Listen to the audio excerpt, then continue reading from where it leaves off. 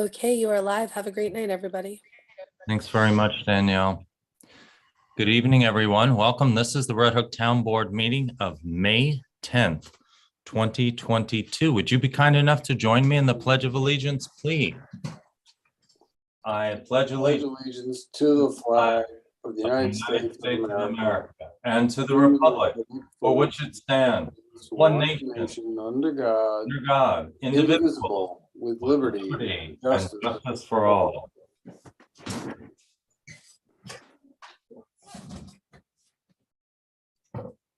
You would think it would be smoother with all the practice we've had over the years, right?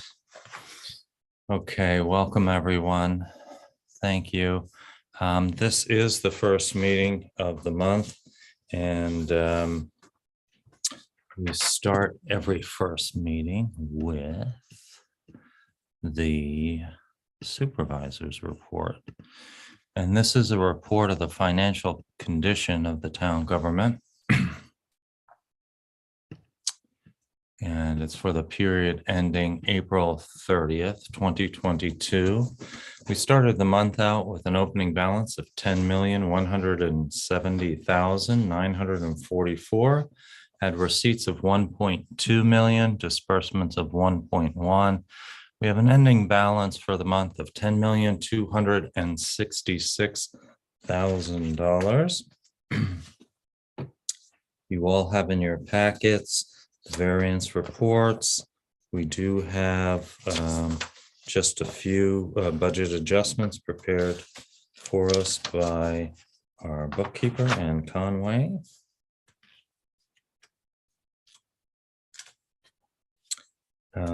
Things of note, there was an increase in some state funding for maintenance of roads. We'll get to that later on in the agenda. Any questions about the materials that you've had a chance to look over? And just for note, we are starting to see a slowdown in some of those revenue lines. Mortgage tax looks like it was quite a bit slower for April, not out of the unexpected given what's happening with mortgage rates. Okay. Any questions, folks? All right, if not, I'd like to entertain a motion to accept the supervisor's report. So moved. Thank you, Bill. Second. Thank you, Jacob. Any further discussion? If not, all in favor? Christine Kane. Aye. Julia Solomon. Aye. Okay, and myself. Thank you very much. We also have the clerk's report. Deanna, would you be kind enough to read the report, please? The town clerk's report for the period of April 1st to April 30th, 2022, total local shares remitted to the supervisor, $4,633.74. Amount paid to New York State Agriculture and Markets for the spay neuter program, $43. Amount paid to New York State Department of Health for marriage licenses, $67.50. Amount paid to New York State Environmental Conservation for hunting and fishing licenses for $439.76. The total state, county, and local revenues, $5,184. Very good. Thank you very much. Is there a motion to accept the clerk's report? So moved. Thank you, Christine. And a second by Jacob, yeah? Yep, second. Okay, all in favor, Bill Hamel, Aye. Julia Solomon. Aye. And myself, aye. Okay, very good.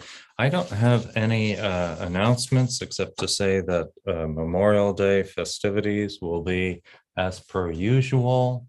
The parade will be held in the village along with the ceremonies, and of course that is scheduled for May 30th. Okay, anybody else have any announcements they'd like to make? If not, we will go to some of our special guests tonight. We have with us a whole cadre, including our school superintendent, Janet. How are you, Janet Warden? Good to see you. Oh, you're together with Bruce Martin We're in one room. in one room together. That's right. You guys are doing the road show. You were just somewhere else at PTA, if I'm not mistaken. Yes. Yeah, you can still hear them in the background. Okay. And the same is true for library. You library folks were there as well. They're here, but I think they have different people here. Okay. Oh, they're Yeah. switching up. Okay. Very good. All right. Well, who's starting off? And let me get to your slides while you're figuring out who goes first. Do you want me to control the slides or are you gonna? Oh, Janet, if you'd like to do that, sure, go right ahead. Okay, Sure. probably be easier so I don't have to say next slide, next slide, next slide. I'm getting used to being told what to do, not to worry. Okay, you can see this? Yes, absolutely. Okay, thanks for having us. We're going to talk tonight about our budget development for the 22-23 school year. Unbelievable. This has been a difficult budget to plan for, so we're going to talk a little bit about that. But we're first going to talk about that our budget is based off our mission and our vision. Also, it's based off what we call the Rater profile, which is attributes that we want from our students that graduate. So not only strong academics, we want our students to demonstrate empathy, compassion, think critically, problem solve, collaborate, communicate, engage in local and global civics, create, innovate, embrace diversity and challenge inequities, and tend to their physical and emotional health. So when we're building this budget, our initiatives are based off this profile. So the district priorities for us going into this budget season is to be fiscally responsible. We know that these are hard times for many people. So we're going to talk about how we stay below the tax cap 1%. And we're going to talk about that in numbers in a little bit. Bruce will talk more about how we went about that. We also wanted to preserve our small elementary class sizes. Our young people really went through a lot for the past couple of years, and we know that small class sizes make a difference. We also want to preserve our 2 pre-K classes. We brought in a second class last year, and we want to continue with that. We actually had a lotto system this year because we had too many students that wanted that program. So we will continue to look at that and the need for that in the future. As you know, there's many mental health issues with our students, with everybody after COVID, and continues to be. And one of the issues that we also face is being in the northern part of the county. There's very little resources for outside of school for counseling services. So our families tend to go to Astor, which has a huge waiting list. So our mental health professionals are really important in our schools. And now we have social workers in every building, school psychologists in every building, and school counselors. We're looking at our secondary schedules and moving away from a 1 through 9 structure to more of a block schedule where students are in one class for a longer period of time to do some of those critical thinking and those problem solving skills that we just discussed before. And the students will have what we call a community or universal lunch. Well, everybody will eat at the same time, everybody in the entire building, teachers and students. We also want to preserve and expand our secondary courses. We have a middle school thinking and writing class in the 7th grade, which is an extension of our English classes where students talk about current events, really have time to dive deep into those and have wonderful conversations. And many middle school students don't like to write, so it really adds that extra layer of improving their writing skills. We want to move that to 8th grade. We are also putting in an AP computer science program. We are starting Future Farmers of America. We have those beautiful farms everywhere, and we want to increase the collaboration with the school district. And this is one way to get our students and our faculty involved more with the local farmers to start the Future Farmers of America. And we're starting a class where teachers work together in a class called Science, Art, and Storytelling. So moving away from one teacher teaching one class to teachers teaching interdisciplinary across the curriculum. We continue to work on expanding our performing arts programming. We want to preserve our bilingual outreach. We have one full-time person that works to reach out to our Spanish-speaking population. She's very busy. She does a lot of outreach. American schools are very different than other countries. A lot to navigate, a lot to figure out. We're talking about curriculum mapping, which is where it's a software where teachers write all their curriculum and they look at their assessments, and it's better for alignment. We're converting some of our teacher aides into teaching assistants. Our teaching assistants can teach when the teacher's not in the room. So we want to make sure that we have that in the special education program. We started our swim program last year, so we'd like to add an assistant swim coach and what we call a unified basketball team. So that is a team for students with disabilities and students without disabilities play together in the section and travel around and play other teams across the different region. Some of this will go in our budget, but most of this will go in our smart bond money. We're going to hopefully be approved in the next week or two. We've been trying to get approved for about a year.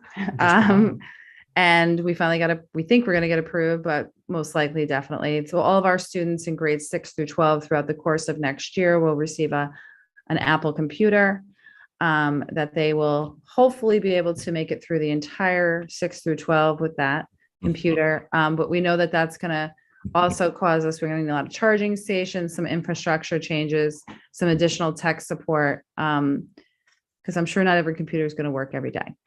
And in our kind of redesigning how we look at spaces, we have stationary desktop labs, which are really not necessary anymore in the 3-5 side because we have carts of computers now. So we're looking at to have these both in the K2 and the 3-5 side, have places where kids can innovate and create and do some more computer science, pre-engineering, design thinking type centers for our students. So Bruce is going to talk about how we're going to go about paying for this and still stay below the tax cap.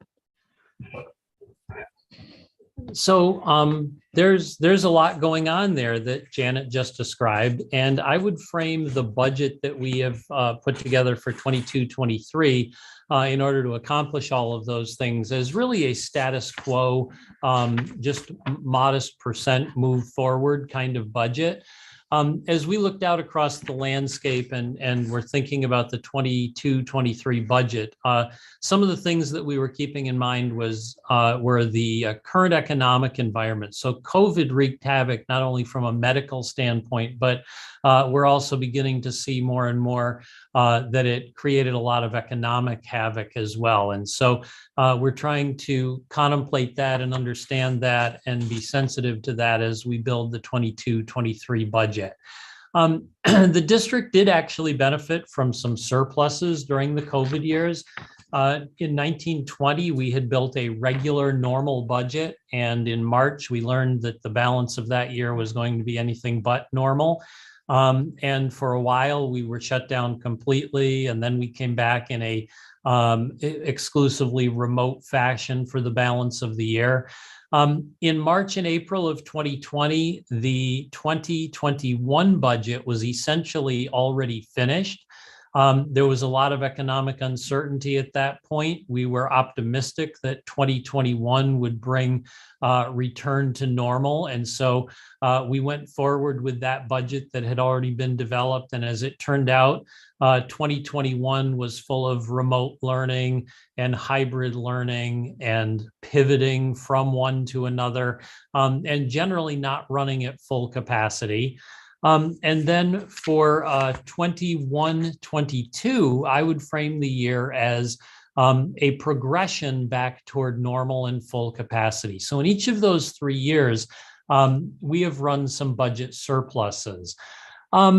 We are always cognizant of the tax cap calculation, and ever since the tax cap has come into place, we have always been at and below the tax cap calculation. I'll talk a little bit more about that later, but this year, as Janet has already said, we aimed to be even further below the calculation. But even in an environment where we've got some surplus funds, we've got a lot of one-time funds in the form of $3.4 million of stimulus money.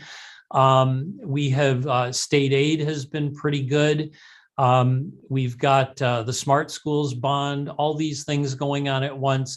As we plan for the future, we want to design things that have financial stability going forward, because we know that economics, the economy ebbs and flows. And while things have been pretty good recently, there will come a time when resources begin to dry up again. So the budget for 22-23 is built on a concept of level staffing. That's when you look at the surface. If you look beneath the surface, there's a lot of things going on. We have retirements, we have retirement savings, we have reallocations and redeployments. But at the surface level, this budget is built on level staffing. We do a lot of work with BOCES. We buy a lot of services from BOCES. And so there again, from the 30,000 foot level, the BOCES service request looks like a very modest % move forward from one year to another. There are quite a few things going on beneath the surface there, but from a budgetary perspective, the BOCES request will be of roughly the same magnitude as we move into 22-23 as it was in 21-22. We have seen some modest increase in building and department level budgets as they attempt to gear up for some of the new initiatives that Janet was describing. And then just when we thought this might be one of the easiest budget years ever, in late March and early April, we started to experience extreme volatility in the world of energy prices, whether you're talking petroleum-based fuels or whether you're talking electricity. And so at the Red Hook Central School in a normal winter, we use about 150,000 gallons of heating fuel. And in a normal year, we put about 50,000 gallons of unleaded diesel and propane through our bus fleet. And with the potential or the prospect that the prices of those fuels could be anywhere from $2 and something a gallon to maybe on the high end, $8 and something a gallon, that in and of itself was a significant budget challenge. But you really can't go to either end of the extreme spectrum. The strategy was to kind of go with current pricing somewhat down the middle with contingent plans in the eventuality that we get to one or the other of those extremes. This slide I'll just go through very quickly. Even though there's a lot of money there, we look at our revenue sources as being relatively fixed. The tax levy, it is what it is, and we try to move it at a very slow rate of increase. And state aid is our other major funding source. And that also has a very controlled rate of increase. In terms of where we are in the process, we are almost done. A week from today will be May 17th, and that will be the statewide budget vote date. In Red Hook, we will be voting in the Mill Road 3-5 cafeteria from noon until 9:00 p.m. that day. If you run into people who are not registered to vote, they need to be. And if you want to be registered to vote in the school election, you can get that accomplished tomorrow at the Mill Road 3-5 side between the hours of noon and 5:00 in the evening. So if anybody still needs to be registered, it is still possible to do that and be eligible to vote on May 17th. A lot of other things happened leading up to this. The board has already adopted the budget that we're talking about and presenting to the voters. The state has adopted their budget. Board petitions are all complete at this point. There are 3 candidates, and I'll talk a little bit more about that in a couple of minutes. And on May 4th, we had our formal budget hearing. But voter registration tomorrow, and then the statewide budget vote date next Tuesday, May 17th, noon to 9 in the 3-5 Mill Road cafeteria. The budget itself, the expenditure budget is moving at a rate of 2.39%, and necessarily the revenues have to move at the same rate so that we will put out a balanced budget. But the revenues that the revenue that most local folks are the most interested in is the property tax levy. So the property tax cap calculation would enable the district to go up by 2.93% and still be under the tax cap. However, Janet and I and the board worked to put together a budget that would carry a 1.93% increase in the tax levy, a full percent below the tax cap. If I review last year and this year, Last year, we stayed about 0.5% below the tax cap maximum calculation, and that represented $178,000 that we did not raise in taxes last year. That becomes the new base. So in effect, we also were down by that 178,000 again as we go into calculating the 22-23 tax levy. And then by staying 1% below this year's tax cap, that's another $361,135 that we're below the tax cap. So over 2 years, we will have stayed about $720,000 or getting close to $750,000 below the tax cap if we move forward with an approved budget as planned and proposed here. There are some other things going on the ballot. There are 2 Board of Education seats that are up for election this year. Both Johanna Moore and Maggie Rothwell had indicated earlier in the spring that they would not be seeking re-election this time around. So we have 3 candidates vying for those 2 full 3-year terms. So the 3 candidates are Kelly Borelli, Fernando Dongo, and Kevin Storrs. So 3 of them vying for those 2 seats. Also on the ballot is our annual bus and vehicle proposition at $450,000. If that is approved, we would be able to purchase 3 full-size buses and 1 maintenance vehicle.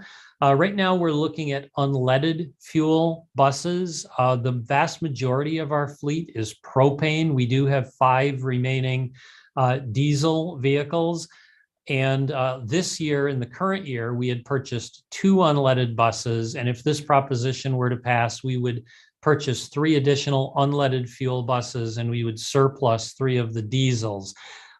We have really liked the propane buses. They run very clean. They're easy for the mechanics. The drivers like them, but they're difficult to take on long trips. If you send a propane bus to Rochester, it would involve intricate planning to have refueling for those buses. So that's why in the current year and then next year, if this is approved, we would look to go unleaded for some buses that are easier to fuel on longer trips.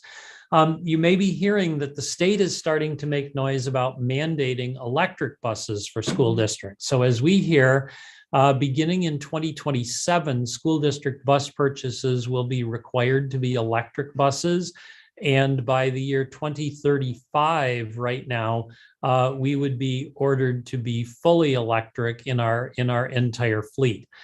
There are some challenges with electric buses. The first one would be the price tag. So in this year's proposition, we estimate the cost of each individual unleaded 65-passenger bus to be about $120,000. I just read an article about a school that is beginning to go down the path of electric buses, and the price tag on a similar electric bus is $370,000. So roughly 3 times the price of the unleaded buses. Additionally, we would need infrastructure to be able to charge our buses, not only on-site infrastructure, but probably central Hudson infrastructure to supply the magnitude of electricity that we would need. We would be actually an ideal application for electric vehicles because we drive some in the morning and then the buses sit, they can be charged. Then we drive again in the afternoon and then the buses sit overnight and they could be charged. So it would be an ideal application for electric vehicles, but there are certainly some challenges to getting from where we are to where we think we are headed. And then the other items on the ballot would be a proposition by the Red Hook Library for an increase in their funding, as well as the Tivoli Free Library for an increase in their funding. And we will pause here. Our final slide is for questions, but you're welcome to let the Red Hook and if they're here, Tivoli Library folks speak before we go to that. Should we want to take some questions for Bruce and Janet, who probably have 3 more stops to go to tonight, all right? Town board members, anyone? Don't be shy. Okay, I'm going to jump in. state aid, can you quantify for us the amount of increase in state aid to the district in dollar terms or percentage terms? Yeah, and I don't have that slide right in front of me, but it was about a 2.5% rate of growth. State aid went from the high 16 millions into the low 17 millions. We actually are a district that did not benefit as much as some other districts. There's a theoretical discussion about whether your district is on target or behind target for aid. There are some districts in Dutchess County that saw 20%-ish increases in their state aid. Our base foundation aid increase was 3%, and then net, we were running just under that. So in the 2.5% to 3% rate of increase in state aid, and it represents about 30% of our funding. Good. Buses, I'm sure our energy committee would be happy to help you with the infrastructure part.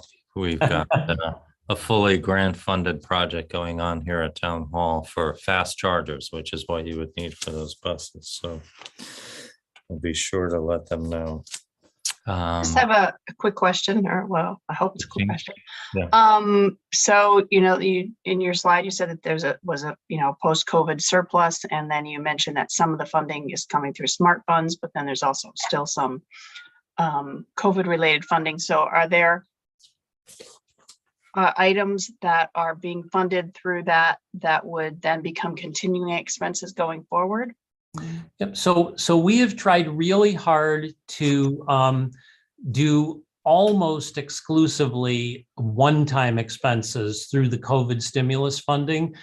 There have been a few exceptions to that, but where there were exceptions, we have plans to try to flex away from those funds. So for example, a couple of the social workers that Janet mentioned are currently funded under stimulus money. When the stimulus money ends in 2024, we would either have to phase some of those social workers out or have a plan to absorb them back into the general fund.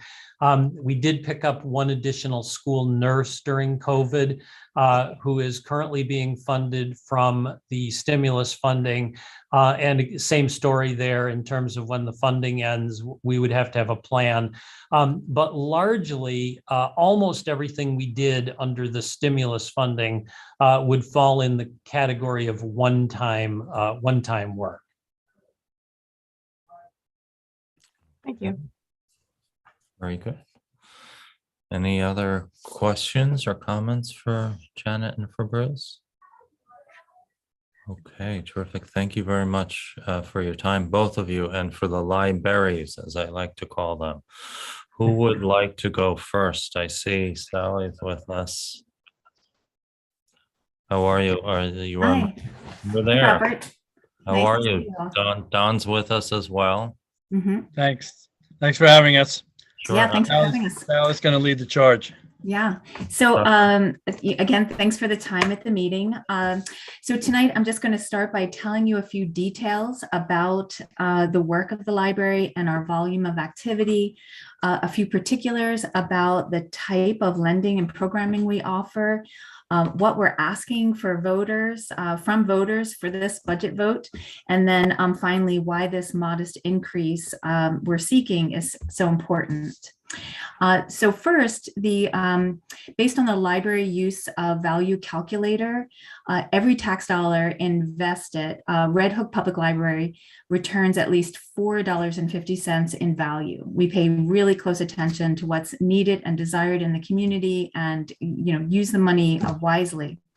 We circulate over 88,000 items a year. It's just like phenomenal, when I think about our little building, and that's 290 items each day that we're open, and 45 different things each hour. I'll get to the things in a minute. And then Red Hook Public Library excels at children's resources in particular. Every library kind of, I think, has certain special and Red Hook. For Red Hook, it's children's resources and programming. And in our 2021 year, our children's circulation was 37,425. So over 2,600 kids came to programs on top of that. It was really just a great year. So a few particulars about the Red Hook Public Library that you probably know. We don't just circulate books. Our collection, in our collection, we have 20 hotspots, and they provide at-home Wi-Fi. In 2021, at least 247 times these hotspots were used.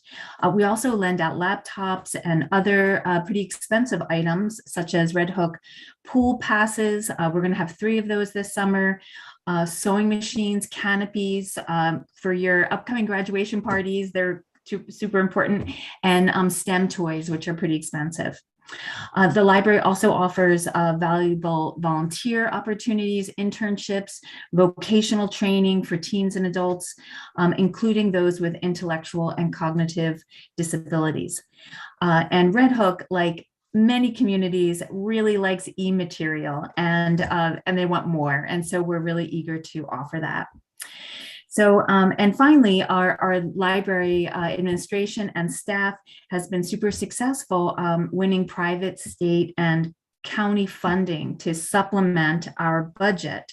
And this really goes almost exclusively to programming. And this programming, again, is for all ages. It's around the clock, all over the calendar, book clubs, teen takeover. We have language classes, sewing classes, bookbinding classes, Petit Picassos, like just lots and lots of programming. So now I just want to send out our request. What we're looking for in this budget vote is 50 cents a month. This is our estimate, and this is based on a Red Hook school district resident whose home is assessed at $300,000. So that 50 cents a month would really, it goes above the tax cap, but it would be very meaningful to our library. One reason is, despite all this successful grant writing, we have to allocate that time from our staff to write those grants, and that really takes significant time, and it's been time well spent. We also have to or want to buy the ebooks, and the ebooks are just in such demand, and they're so much more expensive than a hardback book, a softback book. There was the example that Dawn, our director, gave us was that James Patterson's book, Fear No Evil, in print costs $15.95. The ebook costs $65. We have to buy the license. We aren't just buying this, individual digital book. Also, we've had the minimum wage has gone up. So since we last asked for an increase, which was in 2019, the minimum wage has gone up 12%. And so we want to make sure that we can compensate our amazing staff as best we can fairly. And so certainly that would help us do that. We also have insurance. Health insurance is costly. We're talking just about fuel and unexpected expenses. We have a very old building that we love and that we want to maintain, and so this 50 cents a month would really help us, maintain that building. And so we are hoping that you'll come out to vote, and we're hoping that you'll support us, because we really believe very strongly in the mission of the library, and the library is here for the community, and we want to be responsive to the community. So I'd be happy to take questions. Don, you want to chime in? The only thing I'd like to add is, among the Mid-Hudson library system and the United States, we maintain a 5-star rating, which is, we're on some people's radar out there. That takes an incredible amount of time and effort from our staff. As Sally mentioned, minimum wage has gone up. since 2017, it's actually gone up about 36%. And we're not keeping pace, frankly, with future stabilization of what we desire our community library to be. As a municipal library, we're one of 6 in the system. So we are completely FOIable, Freedom of Information Act, right? And our records are open. We would love to have visitors, public comments. And so we're very transparent, if you will. Dawn is open for questions. Our budget is freely available. And as I said, as Sally said, our insurance costs are going up, and the building is the building. We had a flood not too long ago in the children's library area, and it really it took a toll on manpower. How many of your employees can say they painted their own building inside? Right? Our staff painted the walls. So they're dedicated staff. We want to honor them both as paid employees and as volunteers to our community. We're all volunteers, and we're looking out for the best. As I said in the past, I think we've maintained and been good stewards to our library and to our community. So yeah, so if anybody has any questions, we'd love to entertain them. Thanks for having us. Thank you both. Any questions, town board members? I was One wondering, thing to add, we are Proposition 3 on the Prop 3. Okay, Bill? Prop 3. yeah, you did intimate many of the other services you provide, but it might be helpful for the public to get a better understanding of some of your after-school services that you provide to students from the school district, and how you are linked intricately with the school district by providing services to the students, and might be helpful for the public to understand that's really many of the things that you provide are extensions of school to our students. Whole day, yeah. There's no doubt. We have not that we love to do partnerships, and we support homeschooling students. Many programs for homeschool students. On Saturdays, we've been advertising a teen program. Sundays, a program for teens. Amy, who is program coordinator, is doing a terrific job in that regard. And you know what? I don't have the whole list in front of me, Bill, but thank you for saying that. Our partnership with the school and with the community keeps growing. Many people, for instance, don't know that we do delivery of books to homebound seniors as well. And I'll just add that that Dawn and Amy work very closely with the librarians at all of the schools, and so there is a regular communication there. In fact, I was at Apple Blossom Day. I was sitting with another trustee who works for or is working with Red Hook Together, and they're working with one of the teachers, and the students were kind of coming into a meeting in the middle of the day. I was asking, I said, how is that possible? But all these kids had free lunch, but they were free for lunch. But it was it was a librarian, a library trustee, a faculty member at the school, and the students, and the students. We have these students, these internships, these volunteers. It really is just a great flow with the students coming in and out, and really feeling ownership of the library. It's just a wonderful part of the whole institution. Thank you. And the Red Hook Library is open 7 days a week now, right?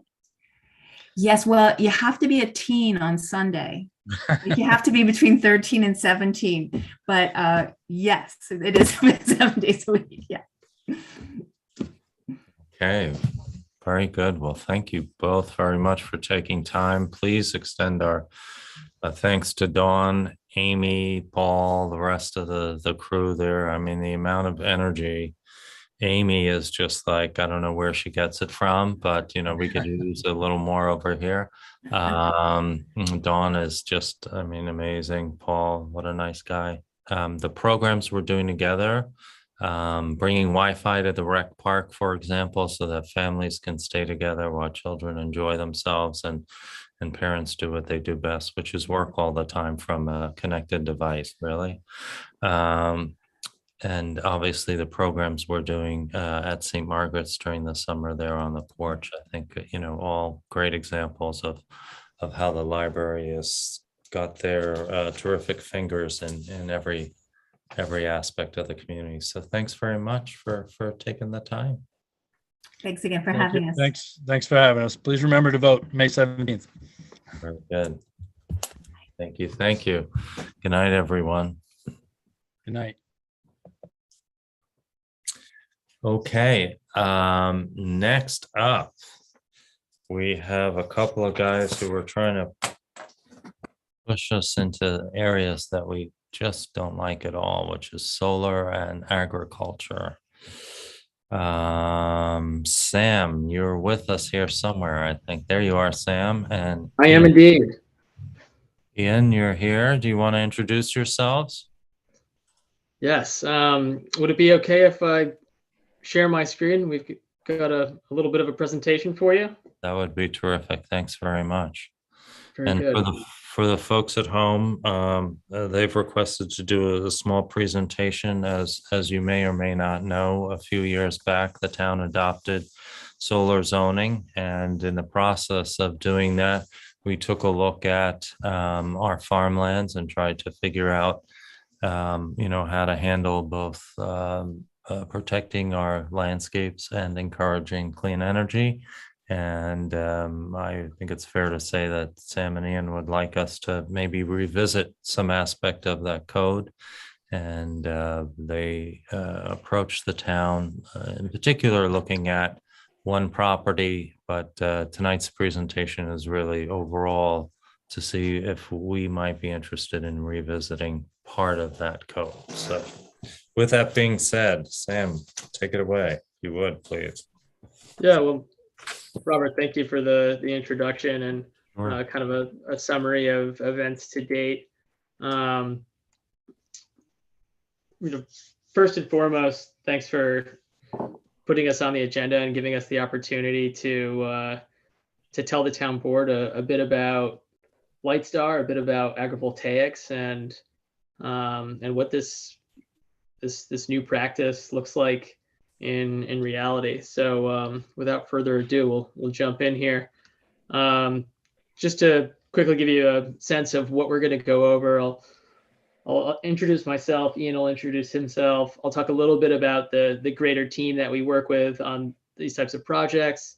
We'll dive into what agrivoltaics is, what does the research say, and how this emergent practice could work in the town of Red Hook. So I'm Sam Bailey. I'm a development manager at Lightstar Renewables. Lightstar is a community solar development company that mostly operates in the Northeast, with a focus on community solar projects and dual use community solar projects. And working with local stakeholders, municipalities, farmers, neighbors, state agencies, you name it, to figure out best practices as it relates to putting renewable energy assets in the ground, to stave off the worst of climate change, and to ensure that good farmland continues to get farmed. Ian, you want to introduce yourself? Sure. Thank you, Sam. And thank you, Robert, for hosting us again tonight. Yeah, so Ian Ward from Solar Agricultural Services. I'm an agricultural land planner, work with the Natural Resources Conservation Service, USDA, Department of Agriculture. And as an environmental guy and farm planner guy, I'm involved with these solar projects from an agricultural integrity perspective. So I help up front on the planning logistics of what to plant, what farmers to work with, and how to bring these to fruition so that they're really a farm first endeavor. And just a little bit of additional background on the rest of our team that we work with. Lucy Bullock Seeger is the director of policy and strategy at Lightstar, and she's intimately involved in all of the working stakeholder working groups that are developing dual use and agrivoltaic policy across the country and mostly for the time being in the Northeast. And we work with a local land use attorney, John Capella, who's kind of become our dual use land use partner in Dutchess County and Orange County, and Byron Komanek, who's a dual use farmer himself out in Colorado. And he's got one of the most mature agrivoltaics projects in the country. We'll show you some footage from his farm in just a few minutes here.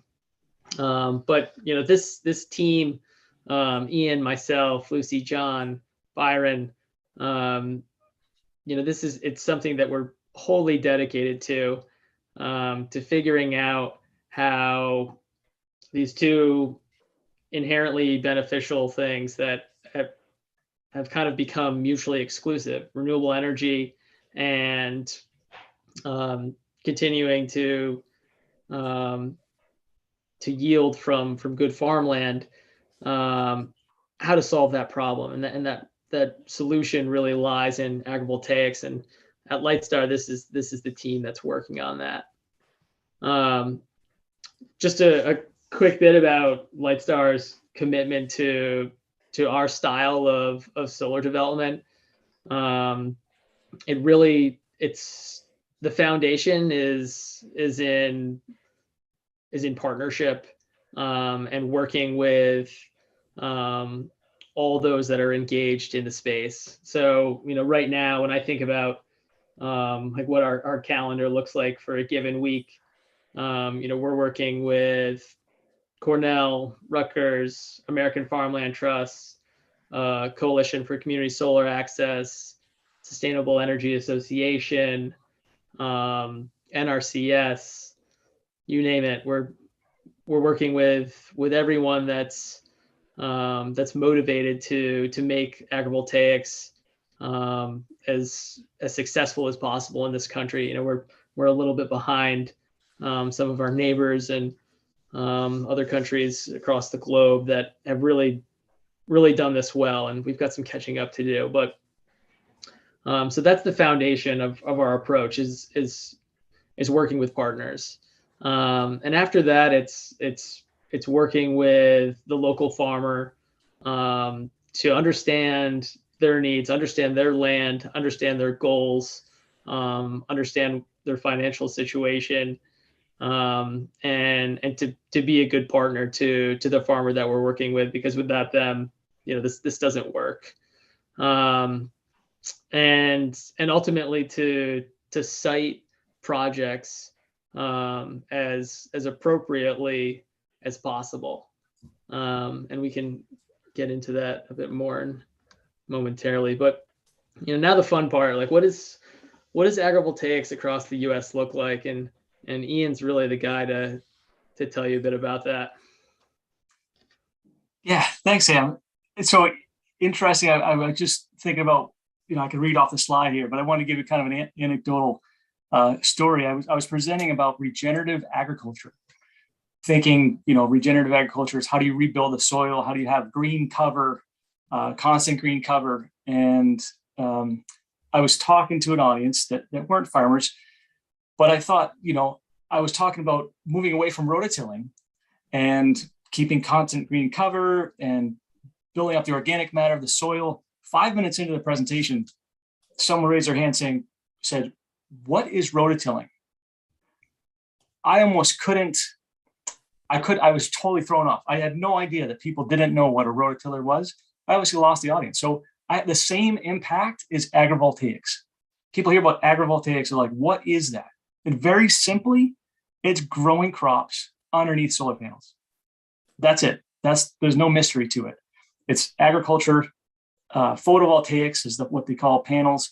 So agrivoltaics, someone coined that phrase, and that's what it is. We grow crops under panels, figuring out a way to raise the panels up enough, spread them out wide enough that you can run a tractor right down in between the rows, and do both things. You produce energy and you produce food across the country in order to achieve our national renewable energy goals.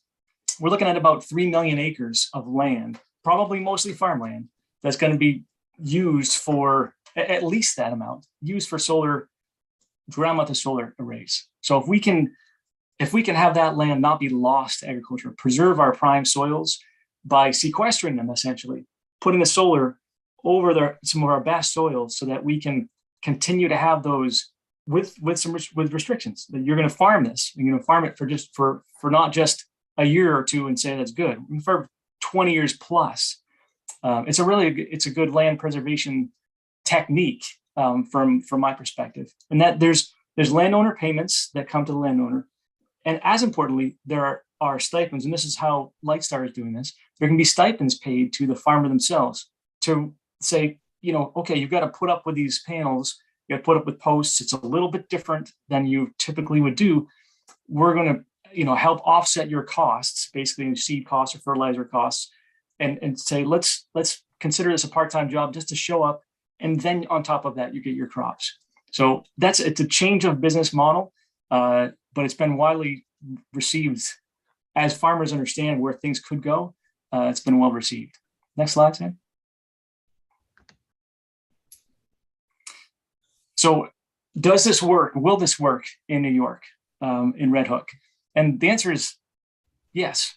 The hardiness zones, basically, what's the growing season? How many growing degree days do you have to allow for crops to propagate and to produce? There are solar projects in Massachusetts that are dual use, in Illinois, in Arizona, and Colorado. There's some footage here in Colorado. That's what you're looking at, the top right, some rows at Jack's Solar Garden. We've got a video that shows how that day progresses, a snapshot of a day. But the important things here is we're looking at growing crops like pumpkins, like leafy greens, tomatoes, peppers, raising hay for round bale, haylage, grazing cows. Grazing sheep can happen on almost any array, but grazing cows on a conventional array where the fixed edge is low, the cows can rub up against them and break the panels. So these panels we're talking single axis trackers, meaning they're north-south oriented, and they can move from east to west, and they can be stowed if there's cows underneath. They can be raised up higher than that bottom edge so the cows don't hit that bottom edge. So the point here is to talk about the advent of these panels really changes the microclimates underneath these crops. And so there's a lot of research being done, as Sam mentioned, with Cornell and Rutgers, and the University of Massachusetts got a Department of Energy grant. There's a lot of collaboration with other universities, University of Arizona, Colorado State. So this is a new thing for the United States. It's not new elsewhere. Fraunhofer in Germany is studying this. To a large degree, France is moving towards using agrivoltaics, growing crops under panels. Japan's growing over 120 different crops under panels just like this. Next slide. These are the photograph on the left it's an array that I'm helping to manage. That's seeding of a cover crop. On the right is Jack's Solar Garden. And next, Sam, if you play the video. This is, as I was saying, a time lapse of Jack's Solar Garden. You see there's 3 rows, raised beds per row of panels. This is north-south. These are tracking east to west. The next frames are that time lapse. You can see how that sunlight does reach throughout the day, different points of time on each of these rows. And the tomatoes and the berries, the greens, the peppers, all the mixed vegetables are, as you can see, they're growing well. Flowers, herbs, and this is just one site, right? This is not every site. This is one site. We're looking at doing this on a commercial scale in Massachusetts and throughout the region on growing a whole host of different crops.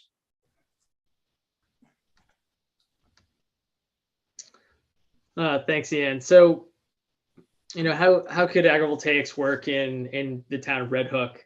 As Robert mentioned in kind of his introduction, we've been working with the owner of the 7211 Albany Post Road parcel and the existing farmer of that parcel, Frank Vosberg, to start putting a plan together as to how we can take these two community benefits of agrivoltaics, that we can provide local clean energy to local customers, where those customers are going to get annual savings on their energy bills, and simultaneously plant and harvest that very same patch of land, and produce, in this case, corn, pumpkins, hay, on that same exact parcel, and sell those to local customers as well. So a truly local project, where the inherent benefit of that project has these two really substantial channels, and these two vital components of our lives: energy and food.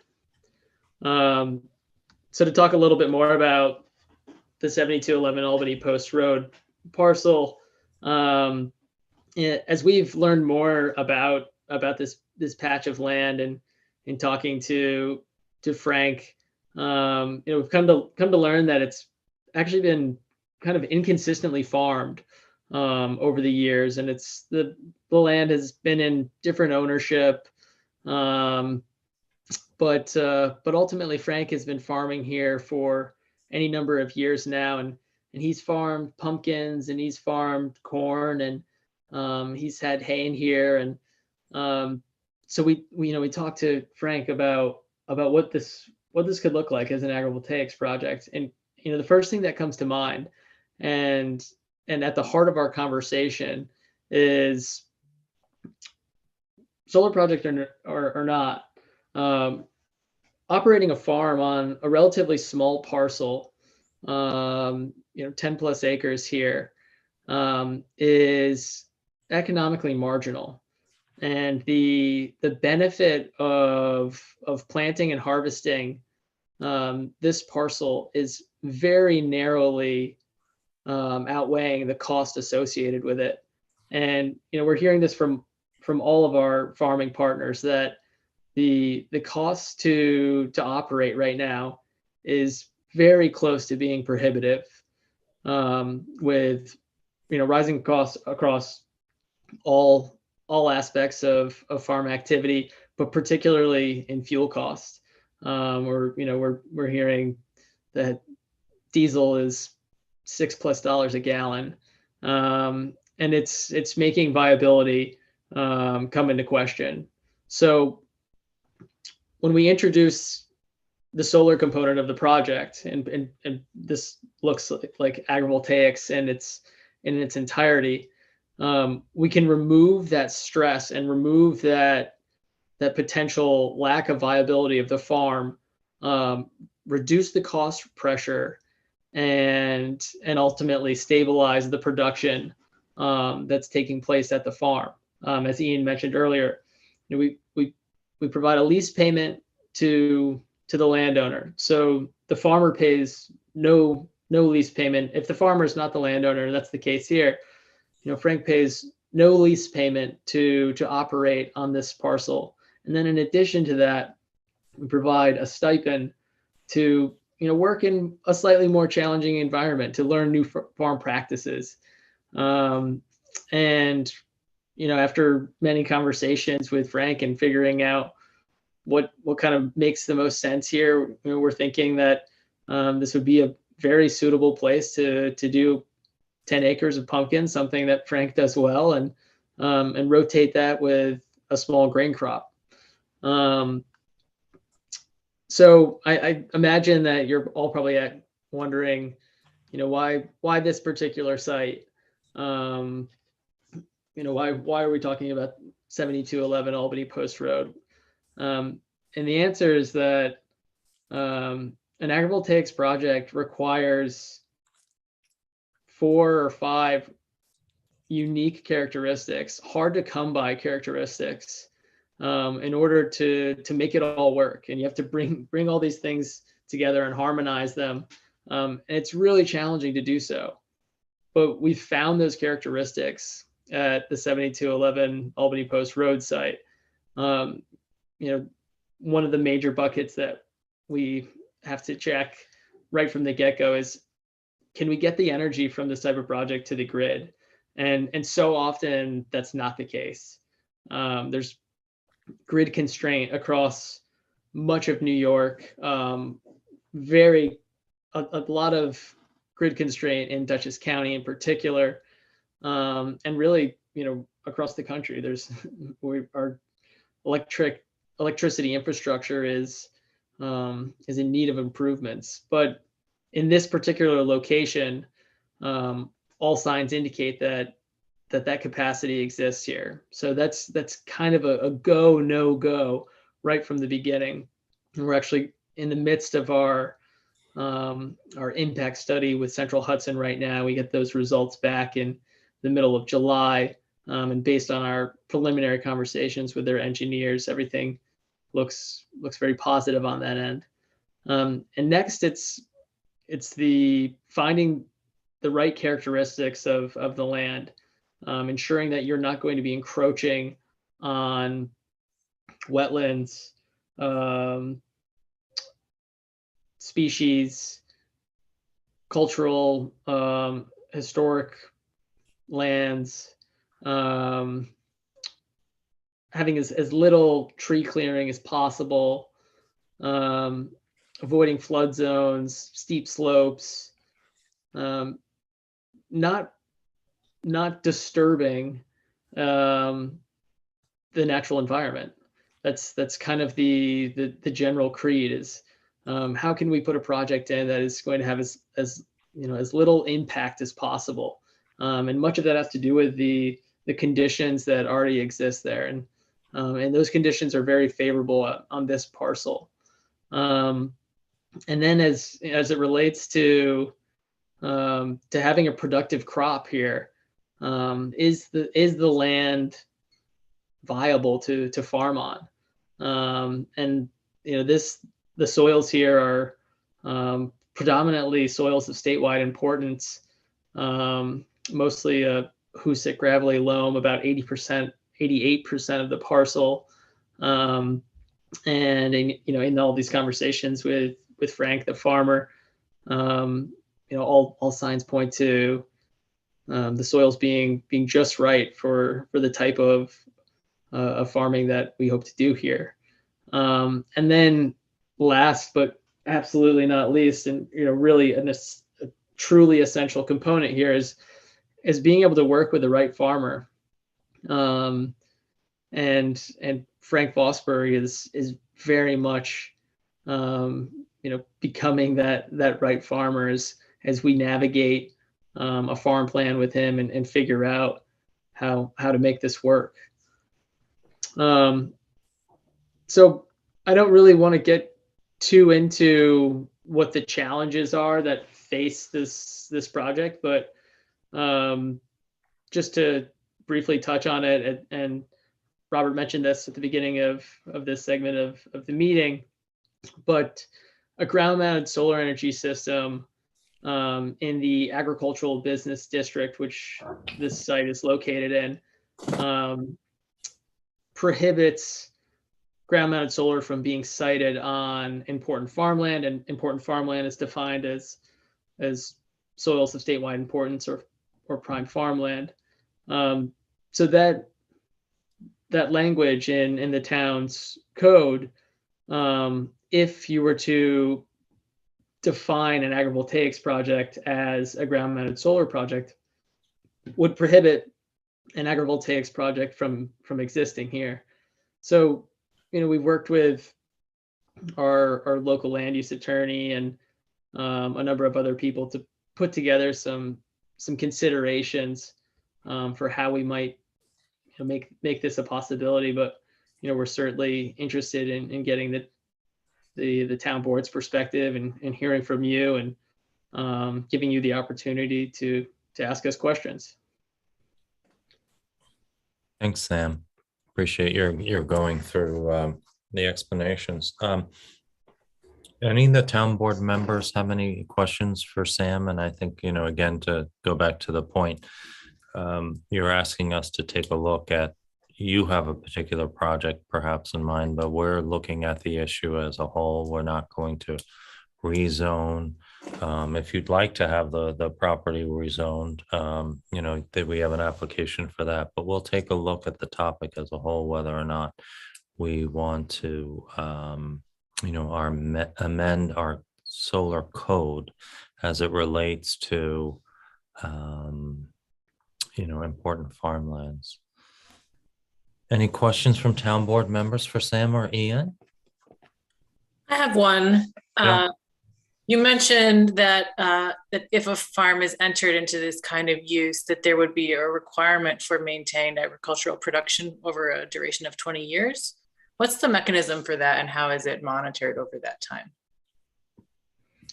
That's a great question. It's something that we're working out on a case by case basis to figure out what everyone involved is most comfortable with. But you could use something in effect that's very similar to a bond, where we essentially bond that the farming activity will take place over the duration of the project. Also, in putting that guarantee that the parcel will be farmed over the useful life of the project on the plan set itself, we commit ourselves to doing that. And if we fail to do so, really we revoke our license to be there, so to speak. So the project would be in jeopardy if we were failing to do so. Okay. Yeah. Very good. Any other questions, Sam, Ian? I'm sure we'd appreciate if you had any backup, some of the examples that you showed us pictures of, if you had any information or contact for those projects, it would be helpful for us, I'm sure. I have a sort of two related questions. One is, what is the difference between the solar equipment, I guess, that is installed on an agrivoltaics project versus a solar farm, and if there is any? And, just as a follow-up for what Julia said, if there was to be a problem, or, what would happen to the equipment, or at, the end of the life? I mean, who owns this equipment and what happens to it in these projects? No, good question. I'll answer the second one first.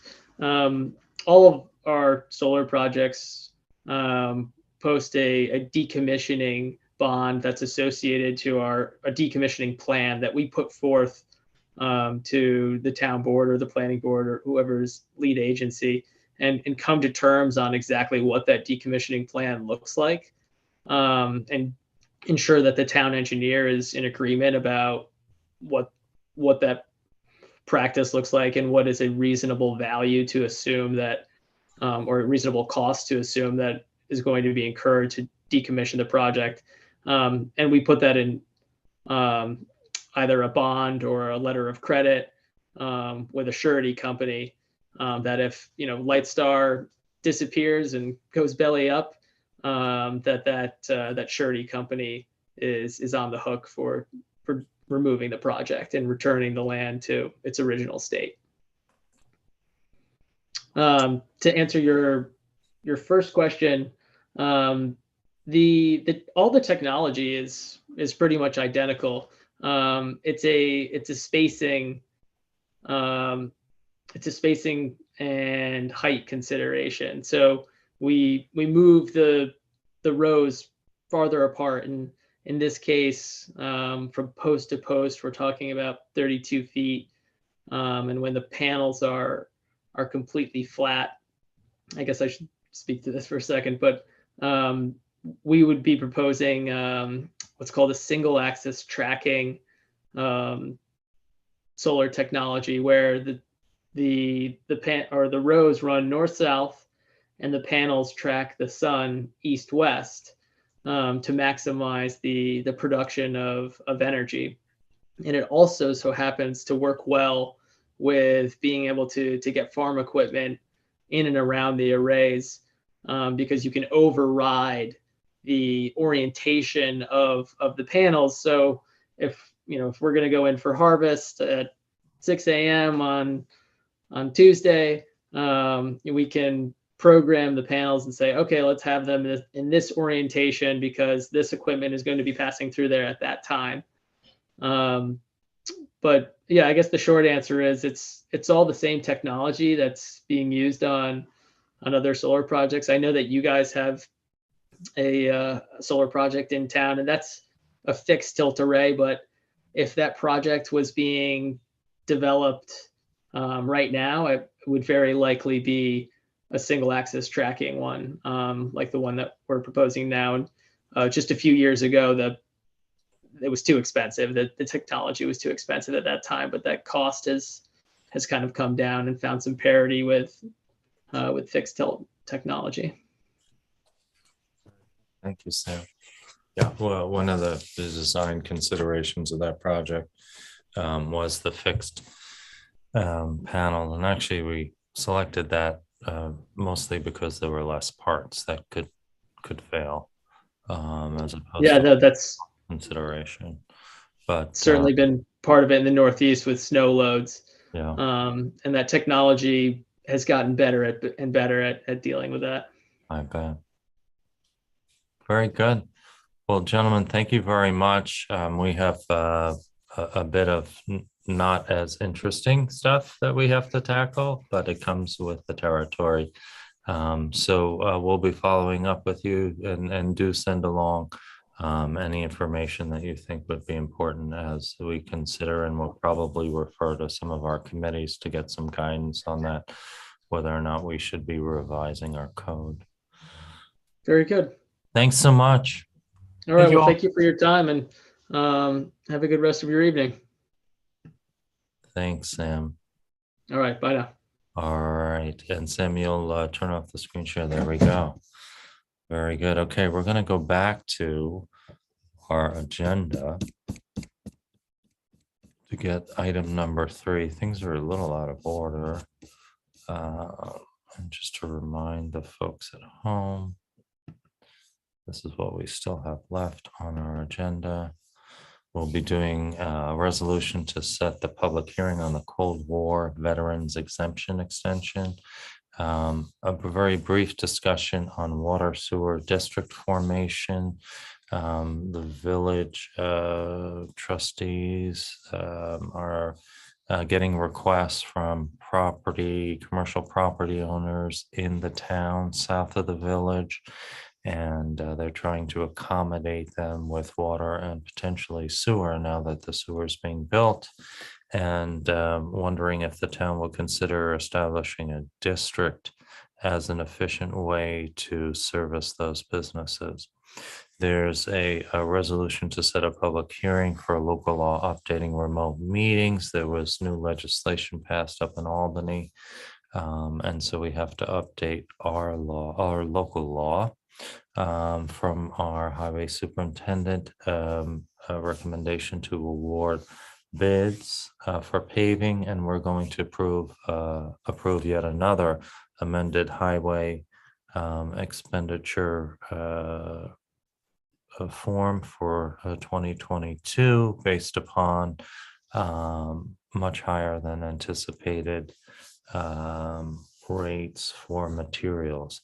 And then last but not least is a resolution to award a contract for generators. We received grant money from the county for a replacement generator here at Town Hall and a new one for the community center, which is also our warming and cooling center. So with that being said, let's let's jump around. I see our documents are a little out of order. If you all are flexible, can we go in the order of the documents? Can we go down to agenda item number 7? It's a resolution to approve highway expenditures. We received the bids on paving. Well, maybe we should go to that first. Let's skip that, jump around so that it makes sense to you all. Our highway super reported the results of the bidding. She accurately estimated that the costs would be escalated as everything else is this year, but budgeted $83 a ton. And in fact, the lowest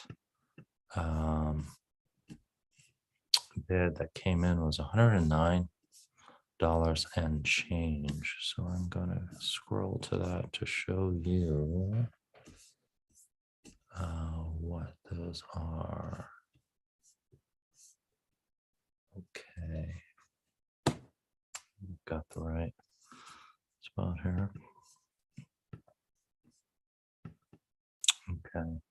This is a resolution authorizing the bid award for the paving project. And we have an amount, an increased CHIPS amount. And for the folks at home, the state has instituted another program, a paved pothole program, and we could use that as well. But essentially what it is another revenue source. It's now 4 separate state funding pots that help supplement our local contribution to paving. And so there's a really hearty figure this year about what funding is available.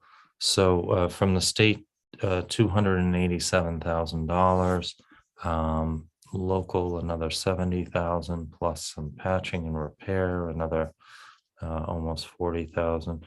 We have a memo from our highway super talking about how last year it was $65 a ton. She had budgeted 83. It had come in at 109, and here are the bids, by the way, 109.75. So therefore, what we have now is an award that does not include North Road. So that I imagine will go in next year's pocket. In previous years, we had increased the amount of linear miles for paving projects when costs were low. Here we have the opposite, which is this is up something in the neighborhood of 60 some odd percent higher than last year. So Teresa had asked, would we consider adding the extra $41,000 in there to finish North Road this year? I don't know that I would support that. That doesn't seem to make sense to try to do more when the costs are high, though frankly, none of us have a crystal ball.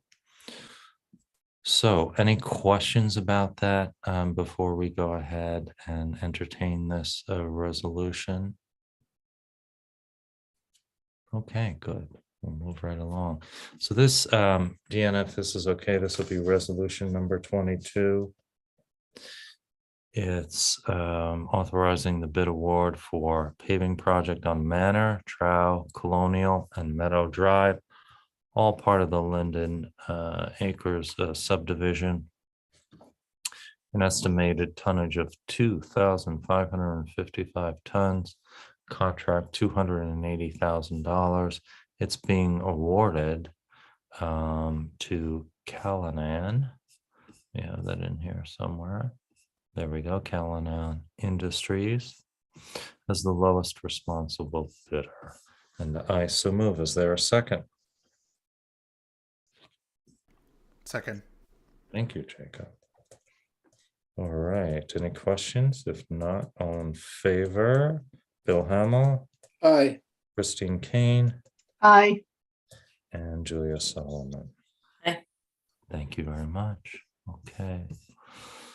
I'm now going to go back to approving the highway expenditures, which goes hand in hand with the last resolution that we entertained.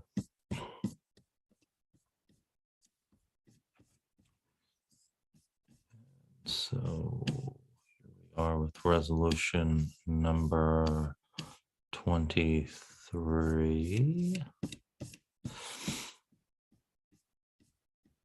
Doesn't help when the documents are out of order.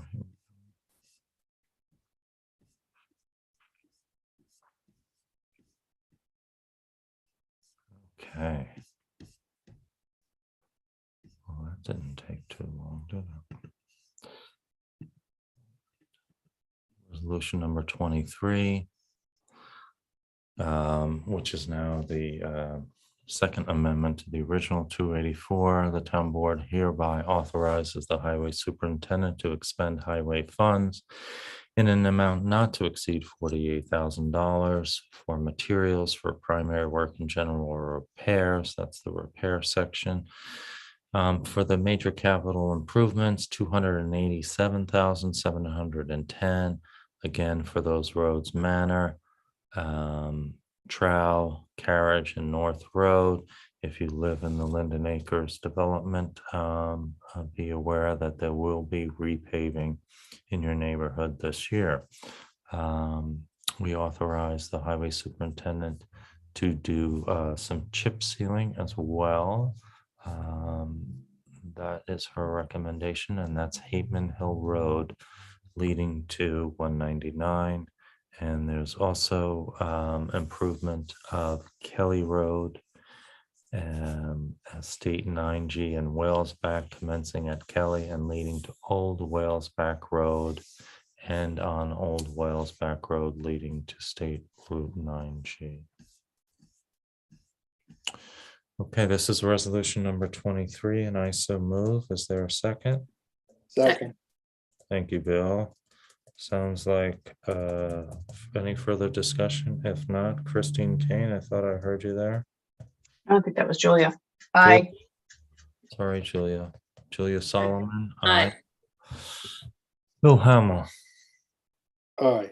Thank you very much. Okay. Aye. Thank you, Jacob. Did I not get you? I thought I got you. Okay, let's see. We're jumping all over the place, aren't we? Let's go to what's next in the packet, shall we? It's to authorize the contract award for the town of Red Hook generators. This is an MIG grant. We did have, while this was listed on BidNet, actually went national, this bid, we only had one submission. We had our engineer review the submission to make sure that it was within a reasonable estimate. And the bid is from Electric Ace Operations, and they bid the amount for both projects, $98,347. And as a reminder for the folks at home, the county is supporting with a grant amount of $50,000. This is for the replacement here at Town Hall and a new one at the community center. And this is resolution number 24. Is there a second to my motion? Second. Thank you, Christine. Any questions, discussion? If not, all in favor, Julia Solomon, Aye. Bill Hamel, Aye. Jacob Testa. Aye. Okay. Let's see if I can get somewhat quickly to the next item in the packet, which deals with the Cold War veterans. We had some discussions last meeting about extending and expanding to the maximum the exemption for both Cold War veterans and those with disability as well. And we had a draft. That's Cold War veterans with disabilities. What did I say? Sorry.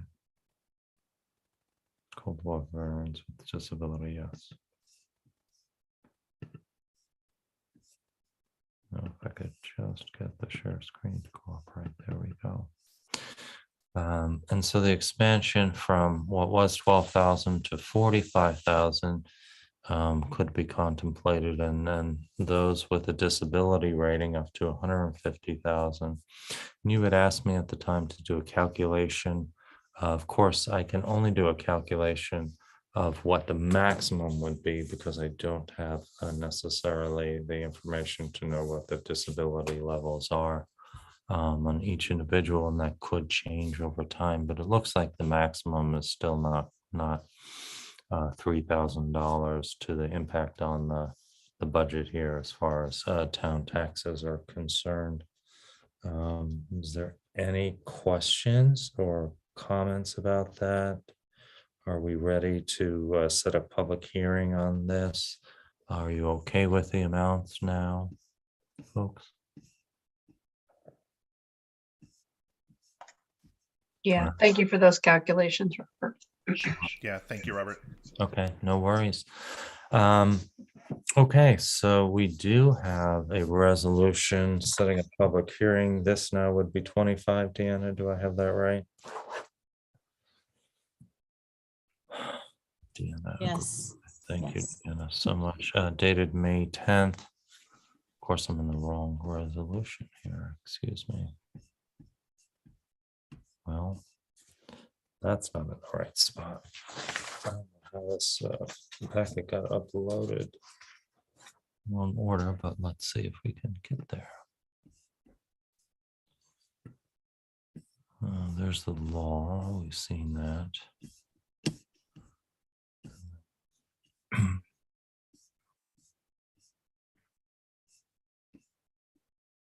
There we go. There's our notice.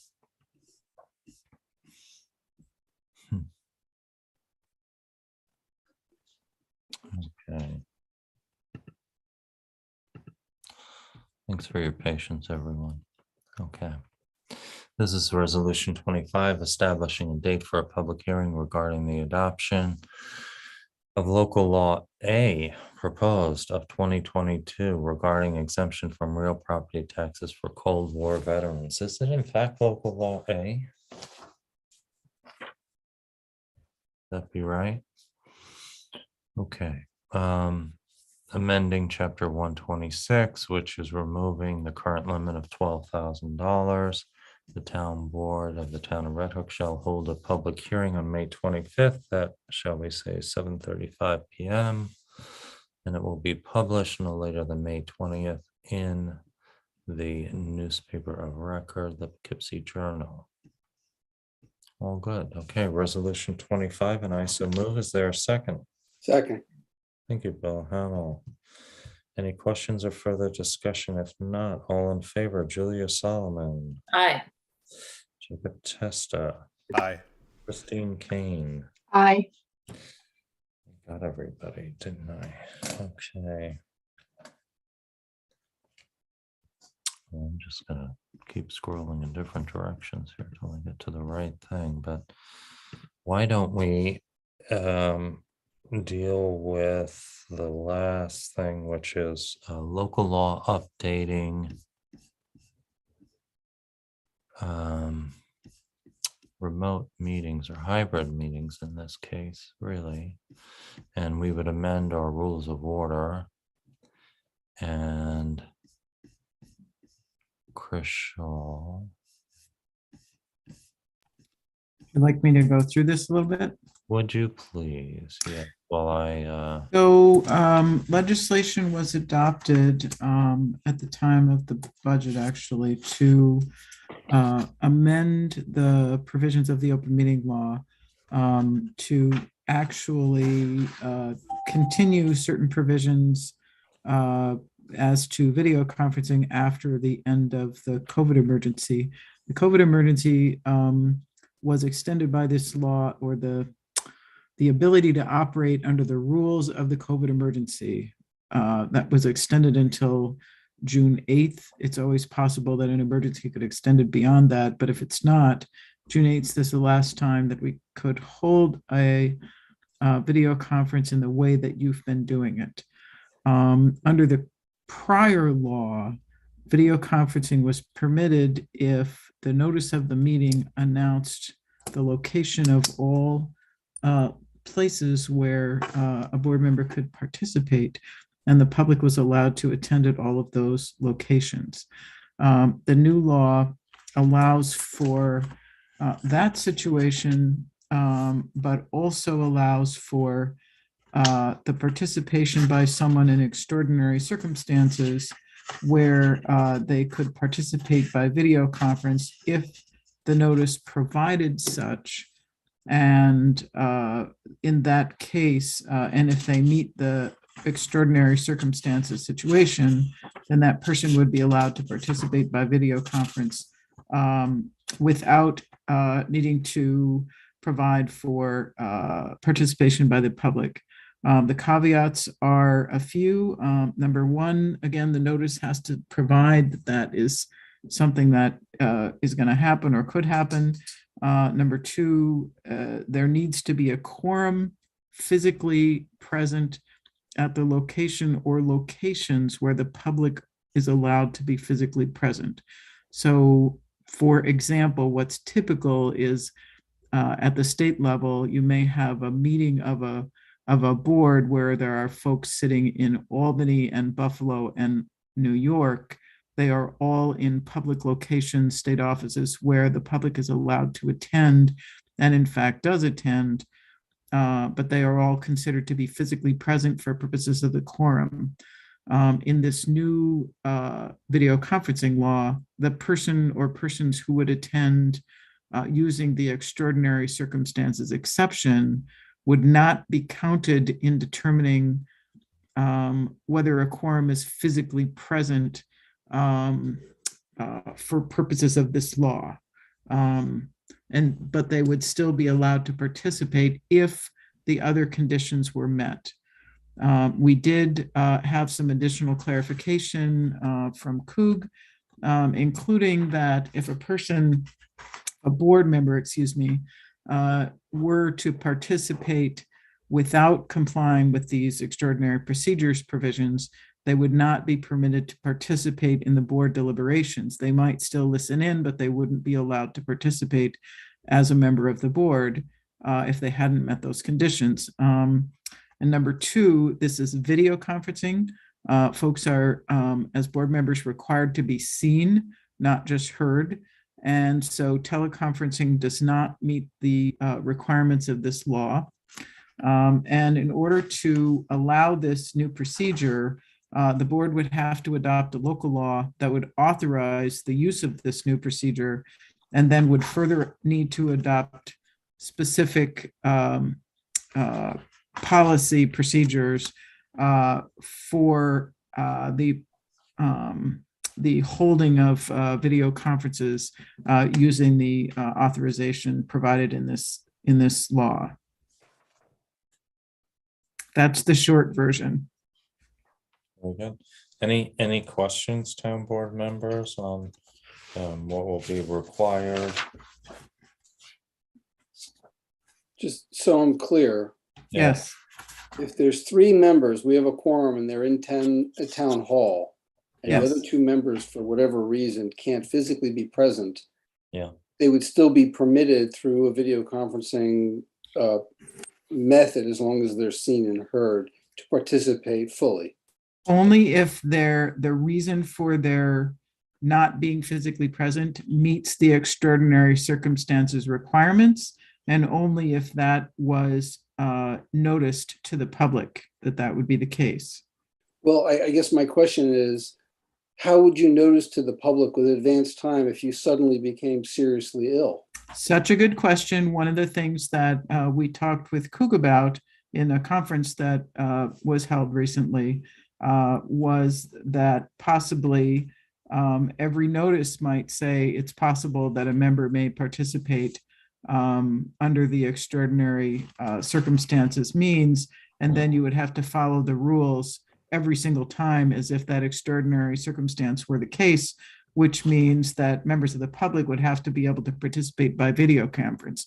Even if all 5 of you showed up, if you announced to the public that people could participate by video conference, I think you would have to make that sort of hybrid listening available, right?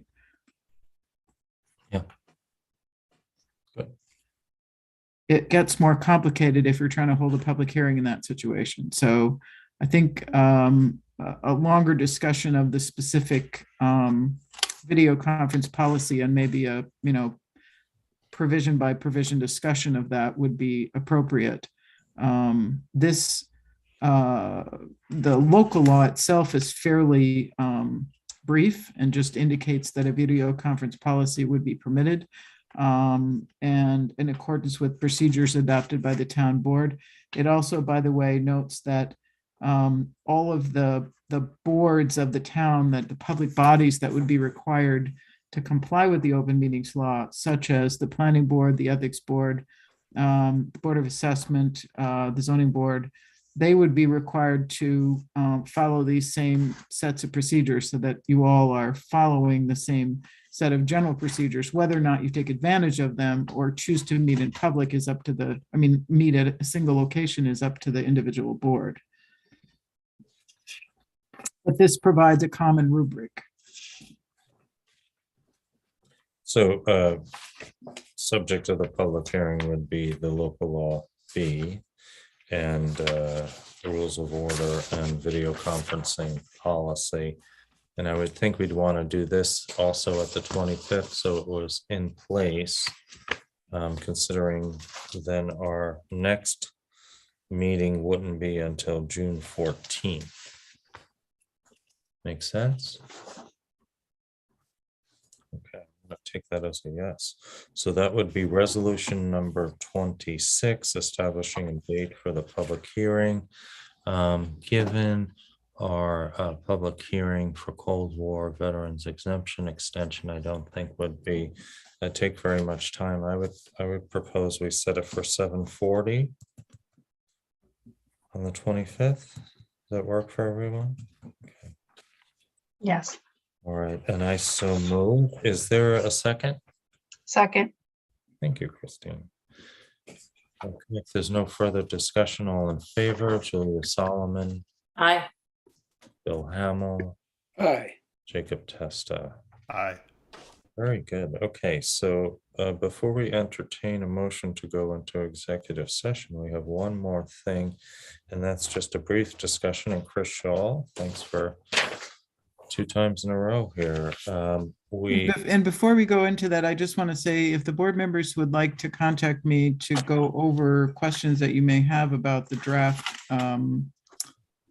procedures, you're welcome to do that. If you think there are particular provisions that perhaps need clarification, you should discuss that as a board. But if you have questions about how the law works, you want to ask me questions about that, just reach out or so forth.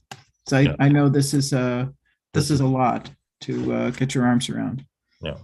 Okay. We do want to meet that time frame and get something on the books. We can always amend from there. Okay. Good. So let's go right into, there's no materials on this really. Unless Chris Shaw, did you want to share any material? No, I don't have a presentation. This was just a brief discussion.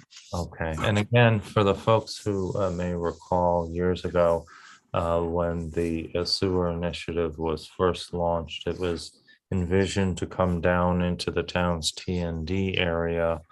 And that was a matter of a referendum and did not succeed at the time. But many things have changed since then, including many of the largest landowners or commercial owners are now inquiring about whether or not they can join the village water system, whether or not sewer is available so that they can maximize their properties. And the village has approached us and indicated that some of these businesses are calling them directly.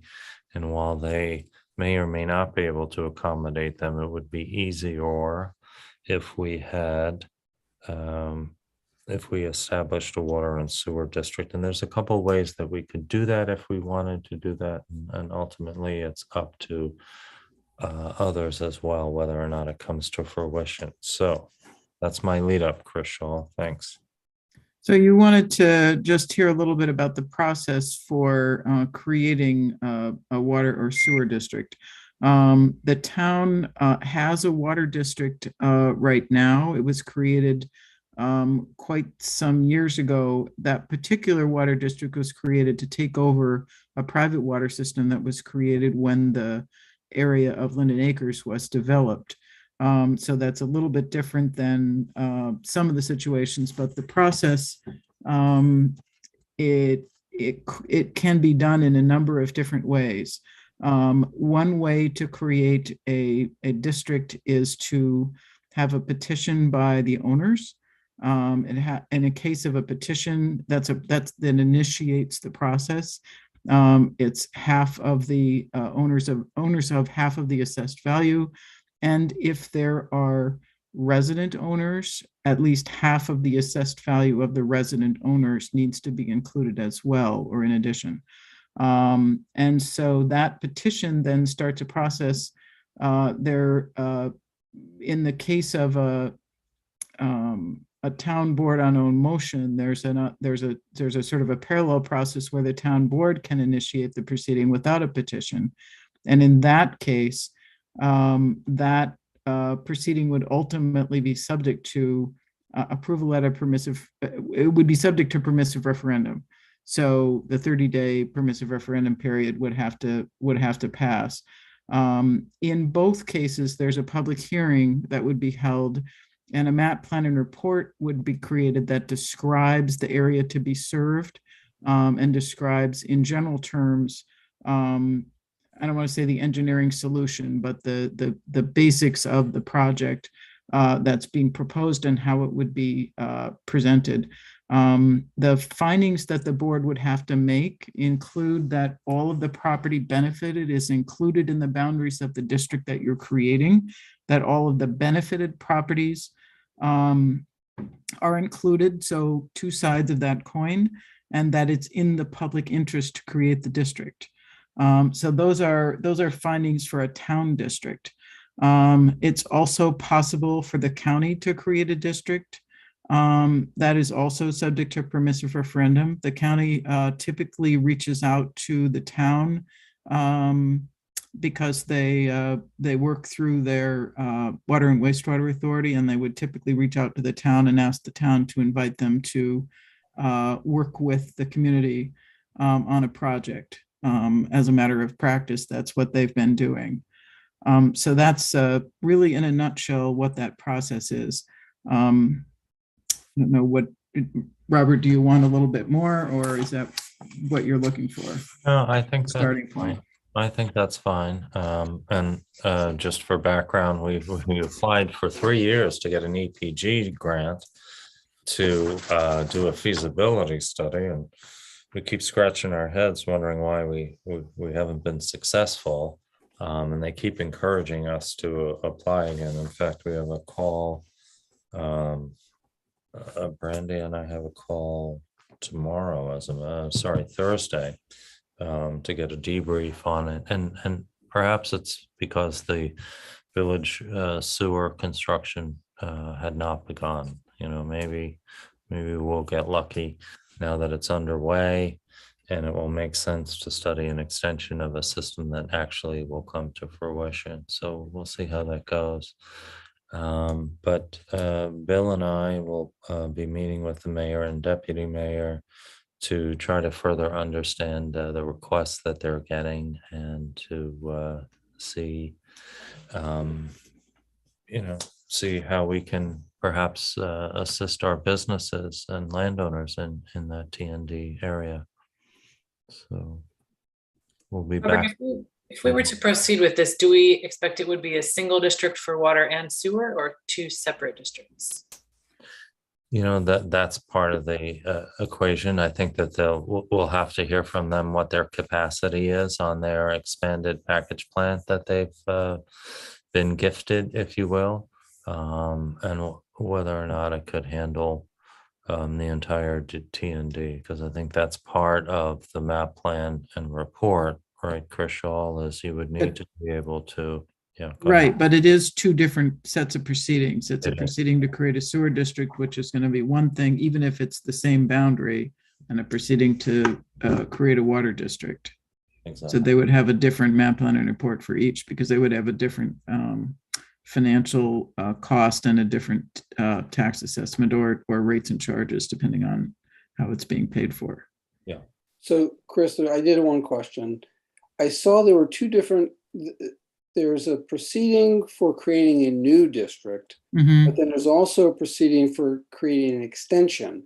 And we already have a water district in the town, and my view of the map is that that would appear to be an extension of an existing district that we already have. Well, it wouldn't connect, right, to the district that we have, because it would have to leapfrog the village. And it would have a different water source probably, because I don't think you'd be using the wells that you have at the town. At least I think that's unlikely, but that's an engineering question. I think you would be, would you be talking about tying that particular area into the village water supply? Is that the proposal? My understanding from Hank Mhm. is that the way our water district is set up, because there are issues about TND and the southern part of Route 9, is that we do cover some of that, and some of it, you're right, is a leapfrogging issue, would be covered by the village. But it sounds to me, in looking at the map, that we have a water district, and it would really, I think the water district part of it would be an extension of an existing town water district down to the southern part of Route 9. The sewer district obviously is arguably one or the other, because if there's already a village sewer, you're extending it into the town. Yeah, but that's not what you're doing. So a town and a village have different tax bases, right? So you would be creating, if you're creating a town district, you'd be creating a town district, and then by contract, the district would be served by the I village got it. Okay. system, right? Okay, so the sewer would be new in its Right. entirety. I would have to see an engineering report, but even if you did it as an extension, you still have to go through a map plan and report. You still have to go through a public hearing, and you still have a permissive referendum proceeding. It just depends. It just affects who's involved in the permissive referendum, because the existing district would be involved in that approval process. Right. Okay. More questions? So Bill and I can be back to you perhaps at our next meeting. I think we'll have met with them by then and report any additional information, and I'll be able to let you know about that EPG debrief and see if there's an opportunity there again to apply. I think third time is a charm. I don't know what fourth time is, but success maybe. Anyway, to note, CFAs are coming out differently, the grant opportunities, if you noticed. There were only 4 topics initially in the first rollout. Historically, over the last several years, you got a giant chart of all the various departments and grant opportunities. So I think I sent that along to you, and some thoughts on whether or not you'd like to apply for some of those categories. Let's talk about that also at the next meeting or two, since those are going to be due before you know it.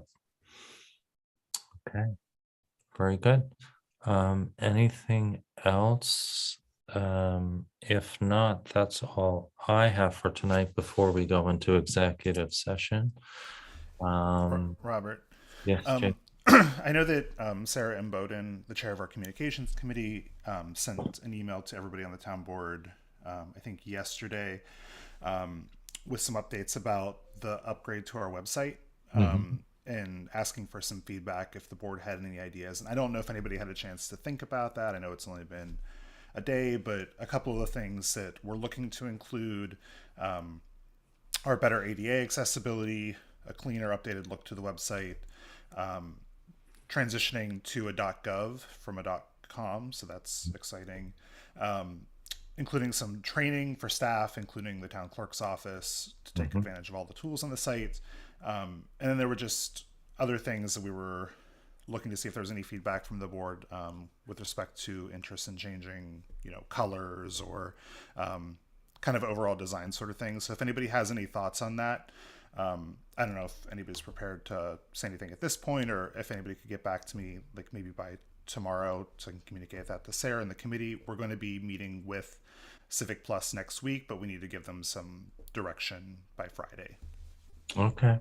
Well, we'll try to get to it. I know I haven't had a chance to, but I did read that and saw that there were some good ideas there. Yeah, Jacob, actually, the only thing that I was going to say, sorry, Julia, is it doesn't, the mobile setup doesn't always work that great. So that's something to look into. The colors seem fine to me. And, getting sometimes it's difficult to find things, but that depends on, you just have to think about where they're posted, but that's not really what this meeting is about with Civics Plus. Yeah, thanks for that feedback. I can help communicate that. So I think we want to make sure that mobile is really important and thought out, because a lot of people are accessing it that way. And Julia? I would echo Christine's comment about the mobile, and I thought all of Sarah's principles that she laid out in that email were important. I agreed with all of them. The only sort of minor comment that I had is if we are considering a color scheme change, to just keep accessibility in mind. I know that red-green can be a difficult color combination for some people. Yeah, that's really important to keep in mind. Thank you for raising that. ADA, all good. Thanks, Jacob. Okay, very good. Before it gets too late, I'd like to wish everybody a good night. Stay healthy.